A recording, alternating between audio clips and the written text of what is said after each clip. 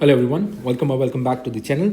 मेरा नाम है हर्ष और मैं हूं आपका लॉ मेंटर। आज हम कॉन्ट्रैक्ट एक्ट के 6th लेक्चर पे हैं। आज का हमारा जो टॉपिक है वो है doctrine of frustration and the remedies for breach of contract. ठीक है, दो मेजर टॉपिक्स करेंगे हम। फ्रस्ट्रेशन की डॉक्ट्रिन क्या है और रेमेडीज़ क्या क्या मिल सकती हैं आपको अगर ब्रीच हो जाता है कॉन्ट्रैक्ट। तो ये ओवरव्यू है आज के लेक्चर का। सबसे पहले मीनिंग देखेंगे फ्रस्ट्रेशन का, एसेंशियल्स क्या है डॉक्ट्रिन ऑफ फ्रस्ट्रेशन के, cases in which contract is frustrated and remedies for breach of contract. सबसे पहले डॉक्ट्रिन की बात करते हैं। A contract may be frustrated where there exists a change in circumstances after the contract was made which is not the fault of either of the parties which renders the contract either impossible to perform or deprives the contract of its commercial purpose. Where a contract is found to be frustrated, each party is discharged from future obligations and neither party may sue for breach.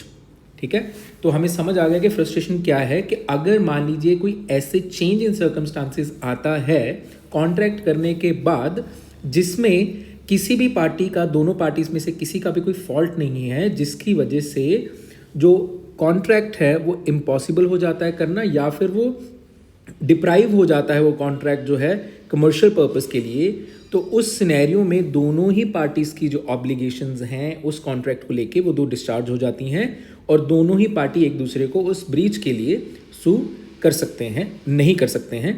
तो ये जो है इसको doctrine हम frustration बोलते हैं। यानी कि पहले जो कॉन्ट्रैक्ट था वो वैलिड था, लेकिन कुछ सर्कमस्टांसेस चेंज होने के बाद वो जो कॉन्ट्रैक्ट है वो वॉइड हो चुका है, इसीलिए दोनों की जो लाइबिलिटीज़ हैं, ऑब्लिगेशंस हैं, वो डिस्चार्ज हो चुकी हैं और कोई भी एक दूसरे को सू नहीं कर पाएगा। ये है डॉक्ट्रिन ऑफ फ्रस्ट्रेशन, जिसकी वजह से जो कॉन्ट्रैक्ट है वो वॉइड हो जाता है।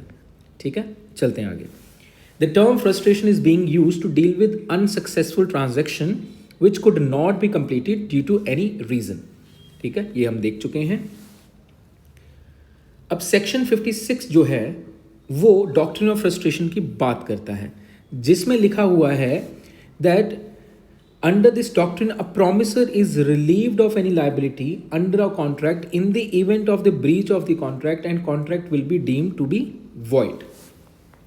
ठीक है, इसमें जैसे हम देख के आए हैं कि जो कॉन्ट्रैक्ट है वो पॉसिबल नहीं रहा कि वो फुलफिल हो पाए या कंप्लीट हो पाए, तो उस केस में जो लायबिलिटी है प्रॉमिसर की वो रिलीव हो जाती है। सेक्शन 56 वेरी वेरी इंपॉर्टेंट, हमें ये याद रखना है।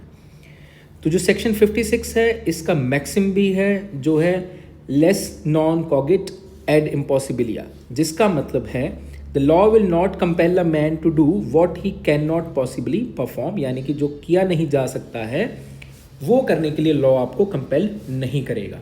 ठीक है, तो section 56 very very important doctrine of frustration के लिए या फिर इम्पॉसिबिलिटी ऑफ परफॉर्मेंस के लिए। Section 56 very very important.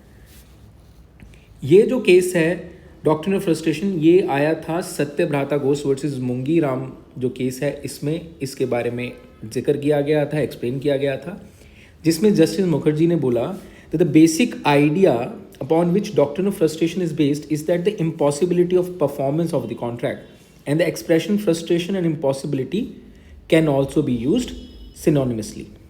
ठीक है, इजी है मेरे हिसाब से। ये केस लॉ याद रख लेना, बहुत इंपॉर्टेंट है, इसलिए मेंशन किया गया है। जो ये डॉक्ट्रिन है इसकी एप्लीकेबिलिटी देखते हैं हम। एक तो है, दो केसेस हैं जहाँ पे एप्लीकेबल होती है। अगर तो ऑब्जेक्ट है जो कॉन्ट्रैक्ट का वो इम्पॉसिबल हो चुका है, ठीक है, कि वो हो ही नहीं सकता है, परफॉर्म ही नहीं हो सकता है, या फिर एक इवेंट ऐसा हो गया है making the performance of the contract to be impossible beyond the control of the promisor. इन दोनों केसेस में डॉक्ट्रिन जो है वो एप्लीकेबल हो जाएगी। इसकी एग्जांपल देखते हैं हम। A resident of India entered into a contract with B, a resident of China, for the export of 550 heavy trucks. Initially 100 trucks were delivered, later war was announced between India and China, and the government of India suspended all the business transactions with China. Now after this the contract has become void, क्योंकि यहाँ पे war होने की वजह से impossibility हो गई या डॉक्ट्रिन ऑफ फ्रस्ट्रेशन अप्लाई हो गई, जिसकी वजह से जो कॉन्ट्रैक्ट वो वॉइड हो जाएगा और दोनों ही पार्टीज एक दूसरे को सू नहीं कर पाएंगी। ठीक है, एसेंशियल कंडीशंस क्या हैं 56 के लिए? पहली तो चीज़ है कि सबसे पहले तो वैलिड कॉन्ट्रैक्ट होना चाहिए स्टार्टिंग में। ठीक है, उसके बाद there must be some part of the contract which is yet to be performed, यानी कि कुछ हिस्सा कॉन्ट्रैक्ट का अभी बचा होना चाहिए जो कंप्लीट नहीं हुआ है। ठीक है, और जो इम्पॉसिबिलिटी है वो कॉन्ट्रैक्ट बनने के बाद अराइज हुई है, उसके बाद इम्पॉसिबल हुआ है। ठीक है, और एग्जिस्टेंस ऑफ अब हम बात करते हैं, ये हमने तीनों चीज़ें देख ली हैं। इसके बाद हम देखते हैं फ्रस्ट्रेटेड कब मानते हैं कि डॉक्ट्रिन ऑफ फ्रस्ट्रेशन जो है उसके ग्राउंड्स क्या क्या हैं। ठीक है, तो सबसे पहला ग्राउंड है जिसमें हम बोलते हैं कि जो कॉन्ट्रैक्ट है वो फ्रस्ट्रेट हो चुका है या वॉइड हो चुका है, उसमें सबसे पहला पॉइंट है वो है डिस्ट्रक्शन ऑफ सब्जेक्ट मैटर। अगर सब्जेक्ट मैटर जिसको लेके वो कॉन्ट्रैक्ट हुआ है वही डिस्ट्रॉय हो जाता है तो हम बोलते हैं कि ये जो कॉन्ट्रैक्ट है फ्रस्ट्रेट हो चुका है और इसलिए वॉइड हो चुका है। ठीक है, जैसे कि इसकी एप्लीकेशन जो है, केस याद रखना है हमें, टेलर वर्सेस कॉल्डवेल, जिसमें जो सब्जेक्ट मैटर था वो डिस्ट्रॉय हो गया था। ठीक है, तो ये चीज़ जो है हमें याद रखनी है। इसके बाद हम बात करते हैं कि अगर डेथ ऑफ द पार्टी हो जाए, डेथ हो जाए या इनकैपेसिटी हो जाए, डेथ और इनकैपेसिटी, उस केस में भी जो है डॉक्ट्रिन ऑफ फ्रस्ट्रेशन प्ले में आ जाती है और जो केस है वो जो कॉन्ट्रैक्ट है वो वॉइड हो जाता है। Certain personal contract such as contract of employment, apprenticeship, agency etcetera are discharge by death of either party. Even a commercial contract may involve reliance by one party on the personal skill of other, in which case the death of that party can discharge the contract. अगर मान लीजिए आपने B के साथ, who is a painter, उसके साथ contract किया है कि वो पेंटिंग बना के दे आपको, लेकिन B जो है वो मर जाता है, तो इस केस में at the death of the B आपका जो कॉन्ट्रैक्ट है वो वॉइड हो गया। क्यों? क्योंकि by the death of the party जो कॉन्ट्रैक्ट है वो फ्रस्ट्रेट हो चुका है। अब हम तीसरा पॉइंट देखते हैं, वॉर। अगर वॉर हो जाए, वॉर लाइक कंडीशंस हो जाएं जिसकी वजह से परफॉर्मेंस ऑफ कॉन्ट्रैक्ट जो है वो नहीं हो सकता है, तब भी डॉक्ट्रिन ऑफ फ्रस्ट्रेशन लग जाएगी। चौथा है चेंज ऑफ सर्कमस्टांसिस। ठीक है, यहाँ पे चेंज ऑफ सर्कमस्टांसिस कुछ ऐसे होने चाहिए जिसकी वजह से वो जो कॉन्ट्रैक्ट है वो फुलफिल नहीं हो पाएगा। लेकिन यहाँ पे याद रखिएगा, कमर्शियल हार्डशिप जो है, कमर्शियल हार्डशिप यानी कि मैं आपको पैसे देने के काबिल नहीं रहा हूँ, मेरी पैसों की तंगी चल रही है, वो जो है वो इसमें इंक्लूड नहीं होगा, वो चेंज ऑफ सर्कमस्टांसिस में काउंट नहीं किया जाता है। कमर्शियल हार्डशिप की वजह से कॉन्ट्रैक्ट जो है वो फ्रस्ट्रेट नहीं होता है। This is very very important, इस पर क्वेश्चन कई बार बना है, तो याद रखिएगा ये चेंज ऑफ सर्कमस्टांसिस में कमर्शियल हार्डशिप नहीं आती है। उसके बाद हम बात करते हैं रेमेडीज़ पे। रेमेडीज़ क्या है ब्रीच की, जब ब्रीच ऑफ कॉन्ट्रैक्ट होता है? When one of the parties to the contract fails or refuses to perform his part of the contract or does any act which makes the performance impossible, तब हम बोलते हैं कि breach हो चुका है। ये ब्रीच ऑफ कॉन्ट्रैक्ट की डेफिनेशन है। अब जो ब्रीच है वो दो टाइप से हो सकता है, एक तो एक्चुअल ब्रीच हो सकता है और एक है एंटीसिपेटरी ब्रीच। अब एक्चुअल ब्रीच तो ऐसा है कि ए ने बी को डिलीवर करना था 1 तारीख को कुछ सामान और वो उसने नहीं किया, तो इसीलिए हम कहेंगे ये एक्चुअल ब्रीच हो गया। अब इसकी रेमेडीज़ क्या हैं? इसकी 4 रेमेडीज़ हो सकती हैं। एक तो कॉम्पनसेशन है, डैमेजेस क्लेम कर सकता है इंसान, या फिर स्पेसिफिक परफॉर्मेंस करवा सकता है कि जो कॉन्ट्रैक्ट में लिखा गया है वो कोर्ट से जाके ऑर्डर लेके सर इसे ही करवाइए। तीसरा एसेंशन हो सकती है, यानी कि रिसेंड कर सकता है वो कॉन्ट्रैक्ट को। और चौथा है कोई ऐसी रेमेडी जो कि लॉ के द्वारा प्रोवाइडेड हो। अब सेक्शन जो 73 है वो डैमेजेस की बात करता है इंडियन कॉन्ट्रैक्ट एक्ट में, जहाँ पे बात होती है कि जब एक कॉन्ट्रैक्ट ब्रोकन होता है या तोड़ा जाता है, जिसका ब्रीच होता है, तो जो भी उस ट्रांजैक्शन के दौरान जो भी कुछ लॉस किसी पार्टी को हुआ है उसको कॉम्पनसेशन मिलेगा। और अगर कोई ऐसी चीज़ है जो कि यूजुअल कोर्स ऑफ थिंग्स में दिखती है कि इस ब्रीच की वजह से नुकसान हुआ है किसी इंसान को, उसको हम बोलेंगे that the person has to repay that amount. अब डैमेजेस और कॉम्पनसेशन में एक केस याद रखना है आपको, हेडले वर्सेस बैक्सनडेल। ये बहुत ही इंपॉर्टेंट केस है। ठीक है, इस केस में कोर्ट ने बोला था the where 2 parties have made a contract which one of them has broken, the damages which the other party ought to receive in in respect of such breach of contract should be either such as may be reasonably and fairly be considered as arising naturally, that is according to the usual course of things, or such as may reasonably be supposed to have been in the contemplation of both the parties at the time they made the contract. यानी कि दो scenarios में ही compensation मिल सकती है। एक तो यो चीज़ आप सीधा से देख पा रहे हो कि ब्रीच की वजह से जो नेचुरल कोर्स ऑफ एक्शन में क्या नुकसान हुआ है उसकी भरपाई हो जाएगी, यानी कि नेचुरली जो हुआ है। और दूसरा, अगर ब्रीच की वजह से, अगर जब उन्होंने कॉन्ट्रैक्ट किया उन्होंने कंटेम्पलेट क्या किया था, यानी कि उन्होंने, उनके दिमाग में वो बात थी कि अगर ये चीज़ ऐसा कुछ होता है तो हमें नुकसान हो जाएगा, तो कंटेम्पलेशन या फिर ये नेचुरली जो कोर्स ऑफ एक्शन में दोनों सिनेरियोज में डैमेजेस मिलते हैं। यहाँ पे जनरल डैमेजेस मिलते हैं और यहाँ पे स्पेसिफिक डैमेजेस भी मिल सकते हैं। अब ये है Madras railway company versus Govinda, ठीक है, जो कि एक टेलर था। He delivered a sewing machine and some clothes to defendant railway company to be sent to a place where he expected to carry on his business in an upcoming festival.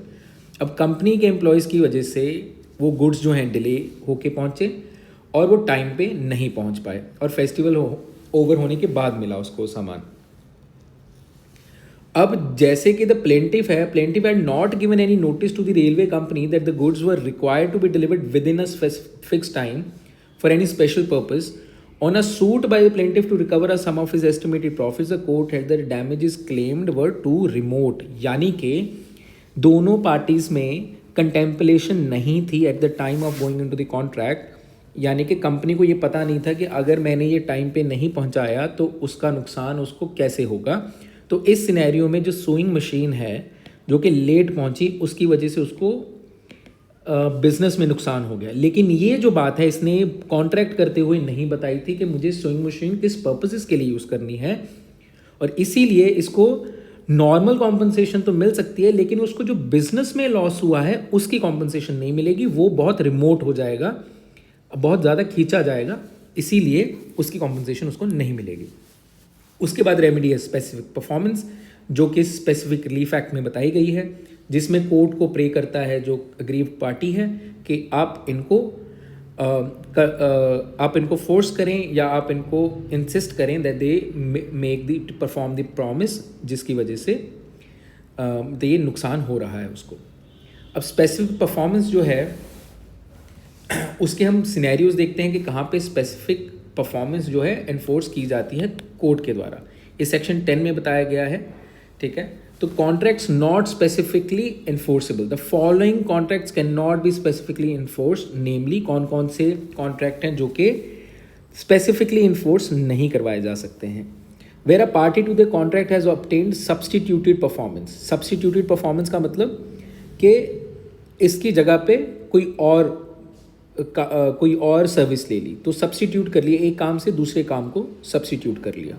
तो उस case में वो कह नहीं सकता कि मान लीजिए पहले काम ए करना था फिर उसने लेकिन बोल दिया कि बी काम कर दीजिए, तो अब बी काम होने के बाद वो ए काम दोबारा से आस्क नहीं कर सकता, सीख नहीं कर सकता है कि आप ए काम भी करो, ठीक है। इसको बोलते हैं सब्सटीट्यूशन, ठीक है। तो इस अगर ए की जगह पे उसने बी काम करवा लिया तो जो ए है उसको स्पेसिफिकली फोर्स नहीं किया जा सकता to do that work. A contract the performance of which involves the performance of a continuous duty which court can not supervise. अगर ऐसा कोई काम है जिसमें कोर्ट की कॉन्टिन्यूस सुपरविजन चाहिए होगी तो उसको भी स्पेसिफिकली इन्फोर्स नहीं करवाया जा सकता। A contract which is so dependent on the personal qualification of the parties that the court can not enforce, अगर उसकी पर्सनल क्वालिफिकेशन पे बेस्ड है तब उसको फोर्स नहीं किया जा सकता। जैसे कि एक सिंगर को आप फोर्स नहीं कर सकते हो कि वो गाना गा के ही जाए आपके लिए, ठीक है, क्योंकि उसकी क्वालिफिकेशन पे बेस्ड है वो। और contract which is in its nature determinable, ठीक है, ऐसा कॉन्ट्रैक्ट जो उसके नेचर में डिटर्मिनेबल है। इसके बाद हम आते हैं इंजंक्शन पे। इंजंक्शन जो है टेम्परेरी या इंटरिम इंजंक्शन बोलते हैं हम, जो कि ऑर्डर 39 ऑफ CPC में बताई गई है, ठीक है। These are those injunction which are enforced until a specific period of time. ये कुछ समय के लिए लगाई जाती हैं, जैसे कि 15 दिन के लिए या till the date of the next hearing. इनको हम टेम्परेरी इंजंक्शन बोलते हैं। इंजंक्शन क्या होता है? रोक लगाना, प्रोहिबिशन लगाना या बैन लगाना, ठीक है। दूसरे प्रकार की जो इंजंक्शन है वो है परमानेंट या परपेचुअल इंजंक्शन। ये सेक्शन 38 से लेके 42 तक है अंडर स्पेसिफिक रिलीफ एक्ट, जहाँ पे जो कोर्ट है वो डिक्री लगा सकती है, वो डिक्री पास करके बोल सकती है after hearing the merits of the case कि ये जो इंजंक्शन है परमानेंटली प्रोहिबिट करेगी डिफेंडेंट को from committing an act which is contrary to plaintiff's rights. तो इस केस में कोर्ट जो है वो परमानेंट प्रोहिबिशन या बैन लगा सकती है किसी पार्टी के ऊपर कोई काम ना करने के लिए, ठीक है। इसके बाद है रेमेडी अपनी रेसेंशन। रेसेंशन मैंने आपको बताया था, उससे होता क्या है, उससे अनमेकिंग ऑफ द कॉन्ट्रैक्ट हो जाता है, यानी कि as if the contract never came into being, और पार्टीज़ को उनके ओरिजिनल पोजीशन में पहुंचा दिया जाता है।